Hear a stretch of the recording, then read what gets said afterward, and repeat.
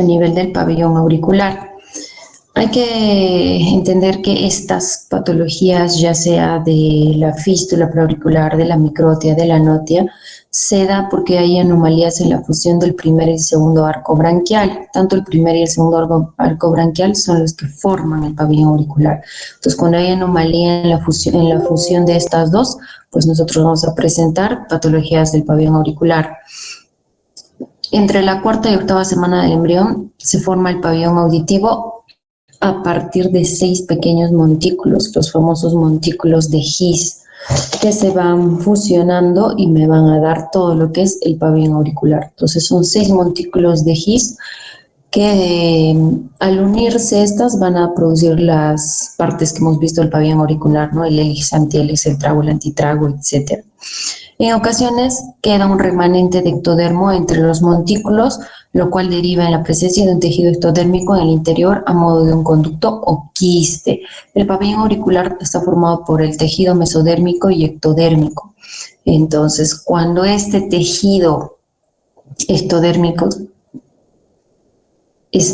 queda como un remanente, se va a presentar lo que son las fístulas o pequeños quistes a nivel del pabellón auricular. Vamos a hablar así ya de lo que es las fístulas preauriculares. La fístula preauricular se produce por la fusión imperfecta de los tubérculos del primer y segundo arco branquial. Son más frecuentes en el sexo femenino y en la población de raza negra. Entonces se presenta en forma de orificios que pueden estar comunicados mediante un conducto de dimensiones variables, pueden ser unibilaterales, comunicados o no comunicados entre sí, pueden ramificarse, pueden constituir dilataciones, quistes que pueden irradiarse en el interior hasta la glándula parótida o a lo largo del esternocleido mastoideo. Entonces su trayecto puede ser corto o puede ser largo, ir hasta, como dice acá, ¿no? Hasta la parótida, o en pocos casos no muy frecuentes, ir todos estos conductos o ramificarse hasta el músculo esternocleidomastoideo. Entonces estas fístulas se evidencian así, ¿no? Como unos pequeños orificios a la raíz del hélix. Entonces nosotros vemos este orificio y este orificio por dentro puede tener un conducto pequeño, un conducto mucho más largo, puede ramificarse, dividirse en varios conductos, etc. Entonces, esta es una patología o una malformación muy frecuente, tal vez ustedes lo hayan visto en familiares o no. Entonces, el 90% de los casos tienen localización en el borde anterior del rama ascendente del hélix, hemos dicho. Esta es la raíz del hélix, la rama ascendente. El 90% están localizados aquí, en este nivel. Pero también pueden localizarse en la región lobular, retroauricular, etcétera, ¿no? Siendo más frecuentes en esta región. La fístula nunca tiene comunicación con el conducto auditivo ni con la trompa de Eustaquio. Entonces esta fístula nunca se va a comunicar con el conducto auditivo externo. Hay que seguir su trayecto fistuloso. Muchas veces podemos colocar nosotros acá una guía y orientarnos, ¿no? Hasta dónde va, hacia adelante, hacia atrás, qué longitud probablemente tiene este trayecto. La fístula suele contener, como tiene ese tejido ectodérmico, va a contener glándulas sebáceas, sudoríparas, folículos pilosos, células inflamatorias. También por ser inclusión del ectodermo puede tener otro tipo de piel. Es típico que la persona que lo presenta note que por el orificio supone un material blanquecino. Un síntoma de esta fístula preauricular es que van a presentar a través de este orificio una secreción blanquecina, ¿no? Porque ahí hay glándulas sebáceas, sudoríparas, etc. Entonces, muchas veces la única sintomatología es esa. Solo va a ser quirúrgico si ya presenta complicaciones.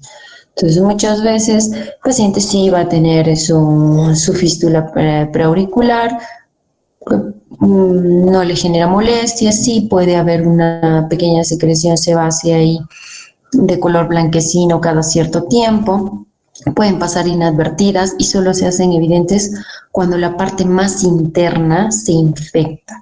Un quiste preauricular o una fístula preauricular infectada, es ahí donde uno ya va a pensar en que a futuro se tiene que extraer, ¿no? Cuando se infecta, obviamente ya va a dar síntomas, unos síntomas de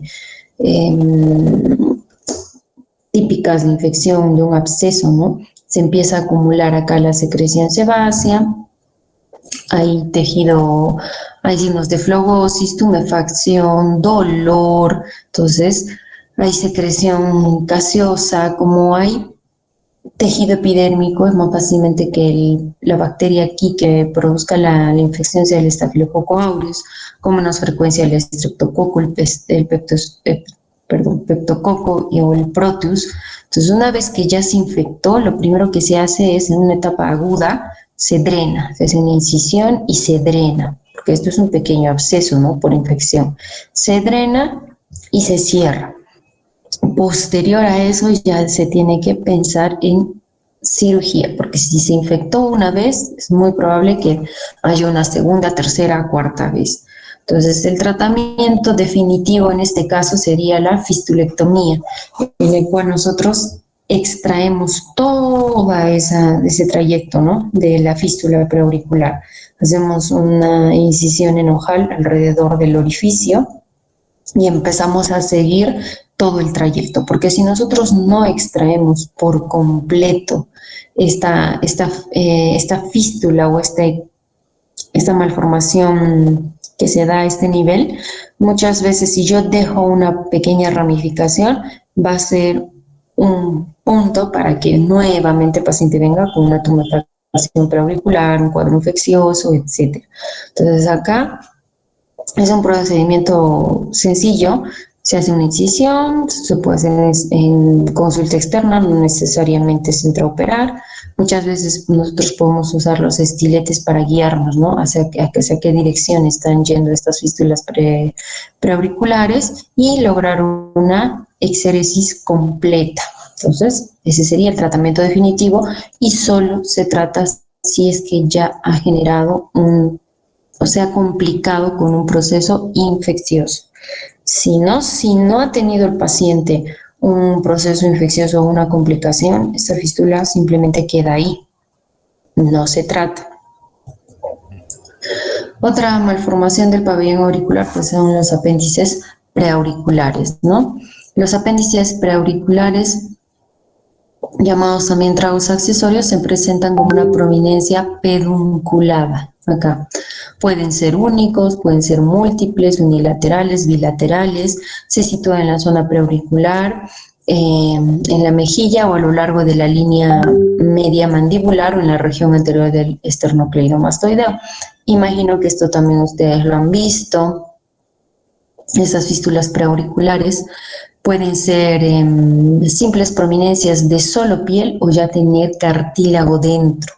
Entonces, su origen es porque se da en el primer arco branquial. Entonces, yo puedo ver estos apéndices preauriculares que pueden tener solo piel o ya ser cartílago, ¿no? Tener cartílago y piel. Se ha visto la relación siempre de estos apéndices. Existen síndromes en los cuales cursa, ¿no? Paciente con apéndice preauricular, ver si hay malformación renal también, pues son los recién nacidos que presenten estos apéndices preauriculares, muchas veces les piden ecografía abdominal para ver esos riñones, ¿no? Ecografía renal para ver si el riñón está completo, o ahí es monorreno, hay alguna malformación o riñón en herradura, etcétera. Entonces, se descarta siempre eso.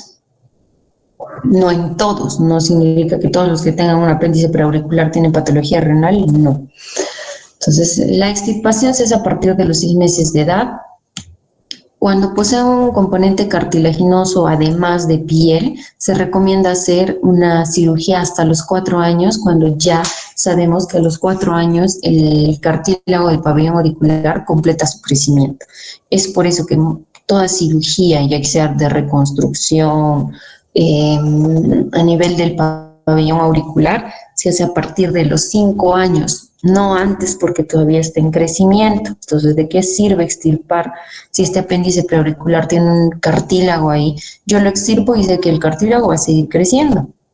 Entonces, nuevamente a los 4 o 5 años voy a ver otro apéndice preauricular, ¿no? Entonces, se extirpan cuando yo ya sé que dejó de crecer ese pabellón auricular. Y bueno, si tiene un componente solo epidérmico y solo es piel, probablemente a partir de los 6 meses. Existe relación con otras enfermedades, como les había mencionado, con estos síndromes cromosómicos, ¿no? Los ojos de gato, síndromes genéticos, síndromes teratogénicos. Entonces es muy importante descartar si hay alguna otra anomalía asociada a estos apéndices preauriculares. Entonces, se asocian muy frecuentemente con síndromes de anomalías congénitas múltiples, por tanto, es necesaria la realización y análisis de un árbol genealógico completo. Por eso también el neonatólogo sabe que cuando atiende un recién nacido y le miran, ¿no? La atención primaria del recién nacido, lo que hacen es mirar oídos, nariz, si están permeables o no, para ver si hay atresia de coanas o no, mirar pabellón auricular para identificar estas patologías, ya sea una fístula o unos apéndices preauriculares que obliguen posteriormente a buscar o pensar o descartar cualquier otra anomalía congénita múltiple asociada, ¿no? Y también vemos las anomalías del pabellón auricular como propiamente lo que es la microtia. Es la malformación del pabellón en la cual el pabellón auricular no se ha formado por completo. Los anteriores que hemos visto, fístula y apéndices preauriculares, tienen el pabellón auricular bien formado, solo que es como que han quedado pequeños rezagos, ¿no? De esta fusión de estos montículos de His que se han alterado, etcétera, pero el pabellón está formado. En cambio, pacientes que tienen microtia es porque el pabellón auricular no está adecuadamente formado.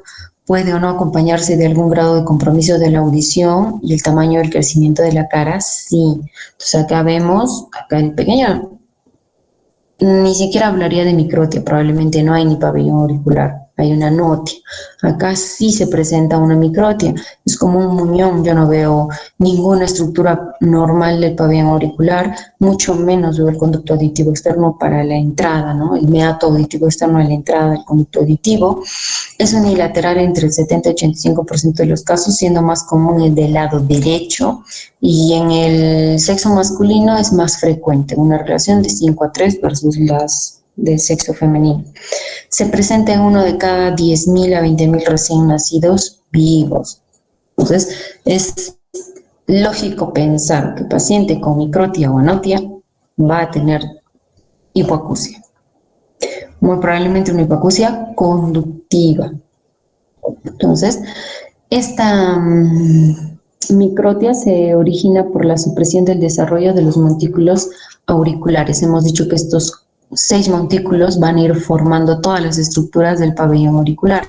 Entonces, cuando hay poco desarrollo o ausencia de desarrollo de alguna de estas, es lo que genera que el pabellón no se forme y presente el paciente cierto grado de microtia, ¿no? Se sabe que es de etiología multifactorial, no se ha descubierto el gen que cause esta patología y se puede asociar al uso de ciertas drogas. Algunos hablan de determinadas drogas, pero no hay una etiología pues fija. Entonces, muchas veces hablan de que existen factores de riesgo que hacen que tú desarrolles, ¿no? Que el recién nacido presente estas malformaciones en el pabellón auricular. Una es las infecciones por el TORCH, agentes teratogénicos como la isotretinoína y la talidomida. Tener en cuenta eso, la isotretinoína,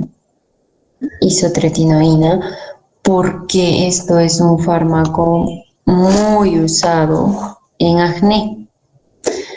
En acné severo se usa este medicamento. Es muy bueno para el acné, pero sabe el médico que lo va a recetar, que en este caso es el dermatólogo, que su paciente, uno, tiene que estar con un método anticonceptivo. No puede quedar embarazada mientras esté usando la isotretinoína, porque no solo produce microtianoides, sino produce otras malformaciones a nivel del feto. Entonces, ojo con eso, ¿ya? Muchas causas de las anormalidades craneofaciales pueden estar asociadas a anomalías de oído externo. Es decir, si hay un niño que tiene una malformación facial, también puede tener una malformación a nivel del pabellón auricular del oído externo, ¿no? Los síndromes más frecuentemente asociados a microtias, pues tenemos acá el Treacher-Collins, el síndrome de Harper, el síndrome de Cruzon, todos estos síndromes de asimetría o malformación facial, el síndrome brachiotorrenal, el espectro oculoauricular vertebral, la disostosis sacrofacial o síndrome de Nager, cromosomopatías como es la trisomía del 18 o Edwards, etcétera. Y cuando hay ausencia del pabellón auricular, pues es la anotia. Podríamos hablar grados, ¿no? Ahí se habla de grados de agenesia oral. Microtia, cuando hay hipoplasia completa, puede haber o no atresia del conducto auditivo externo, estar presente o no. La hipoplasia del tercio medio de la oreja, luego hipoplasia del tercio superior de la oreja, etcétera, ¿no? Entonces, y otra patología que no, bueno, que es llamativa, pero tiene un tratamiento quirúrgico básicamente por la estética, pues son las orejas prominentes, ¿no? Que pueden ser unilaterales, bilaterales. Acá el pabellón auricular es muchísimo más grande, entonces muchas veces ellos cuando completan ya su desarrollo de pabellón auricular 7 años, entran a cirugía estética para mejorar estéticamente, porque la función no está alterada, la función del pabellón auricular se mantiene normal, nomás más es la cirugía por la parte estética. Entonces vamos a hablar grados de microtia, ¿no? Grado 1, grado 2, grado 3 y grado 1. La mayoría de los componentes del pabellón auricular se encuentran. Aquí no hay ausencia del conducto auditivo externo. El tipo 2 ya aparece un pequeño muñón y en el tipo 3 pues ya no veo ni siquiera el óvulo, no veo una estructura reconocible, ¿no? Como si en el grado 1 y en el grado 2. En el grado 2 la parte superior es la que está alterada, probablemente no hay hélix, no se ve bien la concha, pero sí logro ver lóbulo, pequeña raíz del hélix, parece acá la entrada al meato auditivo externo, diferente al tipo 3, ¿no? Yo no identifico aquí ninguna estructura típica del pabellón auricular. Ahora vamos a hablar de lo que son anomalías del conducto auditivo externo. Estas pueden estar presentes, es decir, no puede haber un conducto auditivo externo estrecho o obstruido, estenosado, atrésico completamente cerrado, ¿no? La pared está completamente cerrada. Que puede ser por una membrana o también puede ser óseo. Se asocia también con anomalías del oído externo y el oído medio. Entonces, la frecuencia es de 1 a 5 por cada 200.000 nacidos vivos, también asociado a anormalidades de membrana timpánica y cadena osicular. Entonces, acá vemos que el pabellón auricular está bien formado. Pabellón, el hélix, el antihélix, el trago, y no hay meato auditivo externo. Acá no se ha formado el conducto auditivo externo. Entonces, si este pequeño no tiene este conducto auditivo externo o este conducto auditivo externo es muy, muy, muy pequeño o termina en un fondo de saco, hay que descartar que tampoco haya patología de membrana timpánica, patología de oído medio. A propósito de esto, yo tuve una niña ayer, no la vi, que la mamá la traía porque notaba que su pequeña no escuchaba muy bien, ¿no? Y siempre decía ya que tenía un conducto auditivo externo más pequeñito que el otro, el del lado izquierdo. Y para que ella le haga el aseo de su oídito se le dificultaba mucho. Entonces, cuando nosotros la vimos, sí, el del lado derecho bien formado, todo el pabellón auricular, el conducto auditivo bien, se veía membrana timpánica. Pero del lado izquierdo el conducto era estenosado. Entonces yo no sabía si había membrana timpánica o no, o simplemente terminaba en un fondo de saco. Era tan pequeño que no permitía entrar ni un espéculo pediátrico, muy, muy chiquito. Entonces intentamos meter indirectamente una camarita delgada y sí, pues no había membrana timpánica y era como que terminaba en un fondo de saco. Simplemente era un conducto estenosado que tenía cierta longitud, creo que menos de 5 milímetros, y terminaba, ¿no?, en un fondo de saco. Entonces, obviamente se le realizó una audiometría y la audiometría marcaba hipoacusia conductiva, netamente conductiva. Sí tenía cierto grado de sordera, por eso la mamá notaba eso. Y pues a futuro a pedirle una tomografía, porque la tomografía me va a decir si solo es patología de oído externo o está asociada a esta patología de oído medio. ¿Ok? ¿Qué es lo que debemos de pedir siempre? Hay ausencia del conducto óseo y existe una placa ósea en lugar de la membrana timpánica.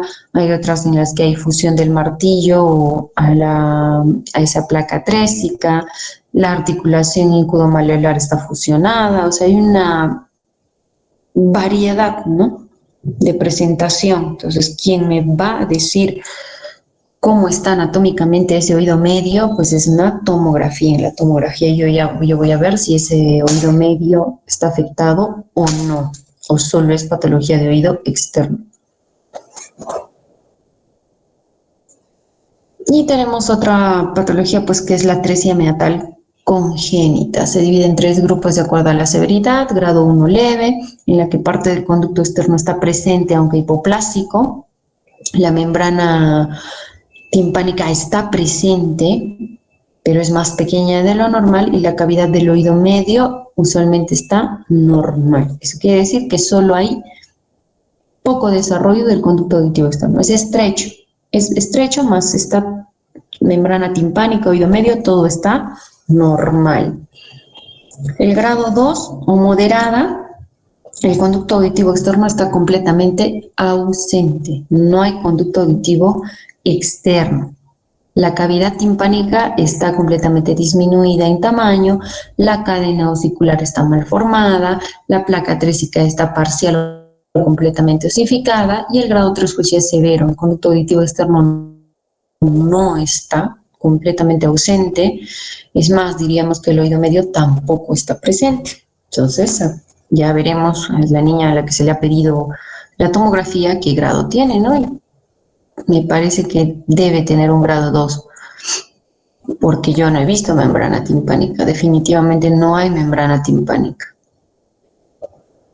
El tratamiento no es quirúrgico, no se trata de solo entrar y aperturar y hacerle un huequito para hacer el conducto auditivo externo, no, porque hay alto grado de fracaso ante pacientes que se les realiza meatoplastías o plastías del conducto auditivo externo. Entonces es diferente ver, ¿no? Si hay una ausencia del meato y solo por tomografía es solo piel, audiometría y toma es el grado de pérdida y todo, tal vez solo aperturando piel sea bueno, ¿no? Porque por detrás de esa piel está formado el conducto auditivo externo.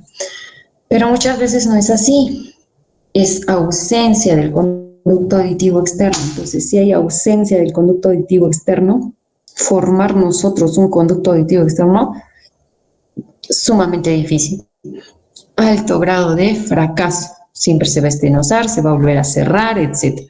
Entonces, ahí es donde ya el paciente es más candidato a usar una prótesis auditiva de conducción ósea, probablemente.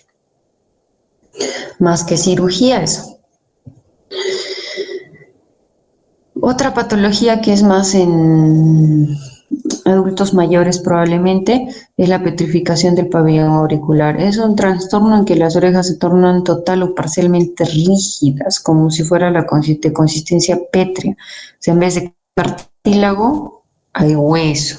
La causa más frecuente es la calcificación. Ese cartílago se empieza a calcificar. Esto se puede ver a pacientes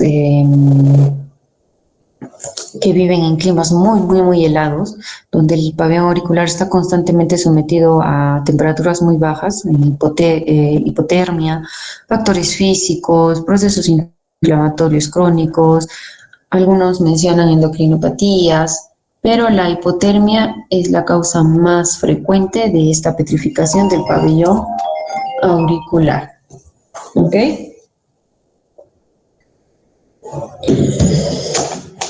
Luego tenemos el hematoma auricular agudo, que esto ya lo hemos visto en clases prácticas, es la lesión traumática, ¿no?, del pabellón auricular, en la que se produce un acúmulo de sangre entre la piel y el cartílago y el pericondrio. Entonces tiene que ser tratado inmediatamente, se hace un drenaje, un vendaje compresivo, antibióticos profilácticos. Si es que no se trata a tiempo, esto va a desencadenar que el cartílago se necrose, se pierda y sea reemplazado por fibrosis, y nos daría lo que es la oreja de coliflor o oreja de luchador. La clínica típica tiene el antecedente traumático, obviamente, del pabellón auricular, y el paciente presenta una tumefacción blanda, brillante, de piel brillante, rojo azulado violáceo, indolora, no genera dolor. Entonces, frente a eso, el tratamiento, como les hemos visto, ¿no?, en las clases prácticas. Otro es el congelamiento auricular. Hay fases. La primera fase, que cuando el pabellón auricular está sometido a temperaturas muy bajas, se da la fase de vasoconstricción, en la que hay palidez y frío al tacto. Luego, si no se hace algo, ¿no?, con respecto a esto, pasa a la fase 2, en que hay una hiperemia y edema por aumento de la permeabilidad capilar. Y de continuar esto, se llega a la fase 3, en la que hay isquemia, ya hay trombosis, necrosis, etc. Entonces, la clínica se ven estas placas eritematosas o azul violáceas, pueden ser pápulas, nódulos, en casos muy intensos hasta se pueden encontrar úlceras, prurito, quemazón, dolor local. Entonces, pacientes con esto, hay que regresar al oído a su temperatura normal lentamente. No es de forma rápida, sino produzco el síndrome de reperfusión, que imagino lo han visto en patología, donde se liberan radicales libres y generas más daño en vez de mejorar ese tejido. Evitar la manipulación del tejido, ya que es muy doloroso. Y si hay necrosis, infección, pues hay que hacer un tratamiento ya quirúrgico, probablemente amputar, y en un futuro ya cirugía plástica, hacer un tratamiento reconstructivo, ¿no?, para que estéticamente se vea bien, más que por función, esto ya sería por estética. La pericondritis también la hemos visto, es una inflamación del pericondrio que rodea el cartílago, hay un derrame seropurulento, las bacterias implicadas son las que vemos ahí, la pseudomonas, el estafilococo. La etiología, pues hay un trauma en el oído, ya sea de manera accidental o postquirúrgico, hay una perforación del cartílago y a nivel de esta ingresa la bacteria y empieza a formar todo lo que es los signos de flebosis, ¿no?, hematoma, rubor, calor, dolor, puede haber secreción con costras mielicéricas, hay un dolor pulsátil, todo el pabellón auricular que está cubierto por pericondrios, o sea, la porción cartilaginosa, menos el óvulo, obviamente, va a estar más engrosado, puede haber supuración, puede haber fiebre alta. Si no se trata a tiempo, llega una necrosis del cartílago, nuevamente ese cartílago se reemplaza por fibrosis y produce una alteración en la forma normal del pabellón auricular. El tratamiento, hay que dar antibióticos de amplio espectro por bastante tiempo, siquiera 21 días, dar analgésicos y drenar si hay drenaje en caso de supuración, ¿no? También vemos nosotros frecuentemente, o lo ven, o lo van a ver ustedes, en cirugía, cuando estén haciendo su internado en cirugía, traumatismos, heridas a nivel del pabellón auricular, que pueden ser con pérdida de sustancia o sin pérdida de sustancia. Con pérdida de sustancia, pues va a faltar, ¿no? Una parte, una porción del pabellón auricular. Sin pérdida de sustancia, pues el pabellón está completo, pero si hay heridas cortantes, contusa cortantes, con bordes irregulares, etc. Entonces, ¿qué se hace frente a una herida sin pérdida de sustancia? Pues son lesiones simples de piel. Si hay una herida, hay que suturarla porque los bordes yo los puedo afrontar. Siempre tienen que cubrir cartílago, porque si el cartílago está expuesto y yo no cubro esta herida, yo no suturo y cubro este cartílago está expuesto a infectarse, necrosarse y empeorar todo el cuadro. Entonces, pueden ser desde heridas simples heridas o heridas limpias, heridas contusas o por aplastamiento también se dan, separaciones totales o subtotales del lóbulo, los que se colocan estos piercings, ¿no? Entonces, hay que dar un tratamiento también a ellos, probablemente quirúrgico, para mejorar estéticamente ese lóbulo. Las complicaciones pueden ser pues que intrainfección, si el cartílago está expuesto, y producirme pericondritis. Por eso es que si yo tengo una herida pabellón auricular con cartílago expuesto, tengo que cubrir ese cartílago con el tejido que tengo ahí. Suturar la piel, cubrir el cartílago, dar antibióticos para evitar una pericondritis. O bueno, pues no, dependiendo de la cicatrización, pueden formar cicatrices queloides también. El tratamiento, desinfección, limpieza, control que no queden cuerpos extraños a nivel de la herida y, si es necesario, un debridamiento mínimo. En cambio, las heridas con pérdida de sustancias, como es el trituramiento, en la que hay gran presión ejercida sobre el pabellón auricular, hay que hacer una limpieza de la herida, hemostasia del vaso sangrante, un vendaje compresivo, realizar curaciones sucesivas y a futuro cirugía plástica reconstructiva, porque acá hay ausencia de lóbulo, no hay lóbulo. Entonces, estéticamente no se ve bien. Y los cuerpos extraños a nivel del conducto auditivo externo, que también ya lo hemos visto. La sintomatología es pues otalgia, hipoacusia, tinnitus, más frecuente en niños que en adultos. Al examen yo voy a ver el cuerpo extraño, hay que ver si es orgánico o inorgánico, si está vivo o no está vivo, para yo para proceder a la extracción, ¿no? Una vez realizada la extracción del cuerpo extraño, ver nuevamente cómo está ese conducto auditivo, si ha habido lesiones, laceraciones, para que yo pueda dar unas gotas profilácticas para evitar infecciones o disminuir también la inflamación que se haya producido. Entonces, identificar si el cuerpo es o no hidrófilo, o sea, si absorbe o no agua, porque si absorbe agua, como son las semillas o los insectos grandes, yo no voy a realizar un lavado, para nada, sino distiendo más esa semilla o distiendo más ese insecto y voy a hacer que se impacte en el conducto externo. Si el cuerpo está vivo, pues hay que usar ya sea alcohol, lidocaína, glicerina, hay que inmovilizar al insecto para una posterior extracción. Se puede usar extracción dependiendo del tamaño y todo, irrigación, un simple lavado, succión. En casos de impactación muy profunda en el conducto auditivo externo, pues tendría que ser una cirugía, pero si yo diagnostico bien, planifico bien mi extracción de ese cuerpo extraño. El cerumen, que también ya hemos visto que es una masa amarillenta marrón formada por las glándulas ceruminosas que están en el tercio externo del pabellón auricular, cumplen una función protectora. El cerumen tiene una función protectora, ¿ok? Entonces, este cerumen se moviliza normalmente desde la parte interna hacia el meato auditivo externo, por eso es que nosotros no debemos usar los hisopos, porque si yo uso es como que estoy empujando más el cerumen al conducto auditivo y puedo generar se impacte o logre obstruir todo el conducto auditivo externo, el paciente va a venir con sintomatología de hipoacusia, ¿no?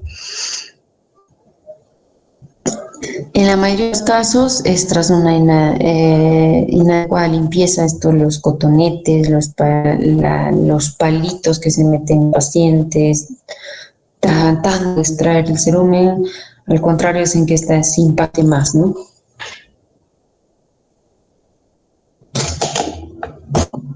Tratamiento, extracción, ya sea con lavado o con aspiración, curetas, etcétera.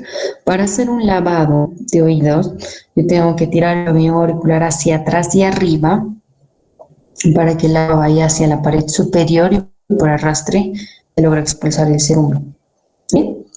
Entonces, si el tapón de cerumen que yo evidencio está sumamente endurecido, y sé que su extracción va a ser difícil si yo le hago un lavado, pues probablemente tenga que darle días antes al paciente que se coloque ya sea gotas de glicerina o oxigenada, 3 a 5 días cada 8 horas, para hacer que este cerumen disolviendo y en un futuro el lavado sea muchísimo más fácil, ya no le produzca lesión al paciente.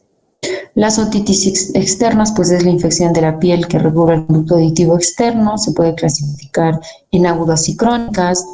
Las otitis externas pueden presentarse como impétigo, erisipela, una otitis externa localizada, el famoso forúnculo. Es lo mismo que cuando le sale un granito en la cara, porque tu conducto tiene piel, lo mismo. Entonces un granito a nivel del conducto auditivo externo es una otitis externa localizada. Puede ser una otitis externa difusa, una otitis externa necrotizante maligna, muy frecuente en diabéticos, o una otitis externa micótica, que también la hemos visto en práctica. Cuando es el impétigo, pues yo veo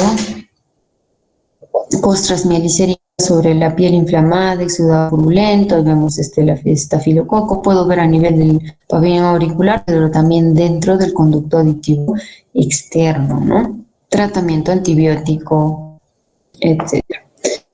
Y la otitis externa localizada es esto, ¿no? Un forúnculo es un pequeño absceso estafilocócico que se origina en la base del folículo piloso. Los forúnculos solo ocurren en la sección cartilaginosa del conducto auditivo donde existen pelos. Yo no puedo encontrar forúnculo en el tercio interno del conducto auditivo externo, porque ahí no hay folículos pilosos. El paciente se va a quejar de otalgia, una tumefacción dolorosa, puede haber una adenopatia o no preauricular o reauricular. El diagnóstico se hace por otoscopía y evidencio del forúnculo. Tratamiento, pues probablemente una incisión y drenaje, tuve un poco de antibióticos y listo. Diferente a una otitis externa difusa. La otitis externa difusa es una inflamación de todo el conducto auditivo externo, de toda la piel que recubre ese conducto auditivo externo. Entonces, los gérmenes más frecuentes del estafilococo, la pseudomonas, el estreptococo. Existen factores que van a hacer que sean más predisponentes ciertos pacientes a desarrollar esta otitis externa difusa, entre estos el clima cálido y húmedo, típico de pacientes que viven en climas como Quillamba, Puerto Maldonado. Si tienen un ducto auditivo externo más pequeño, van a tender a hacer más otitis externa difusa. Si hay disminución del cerumen.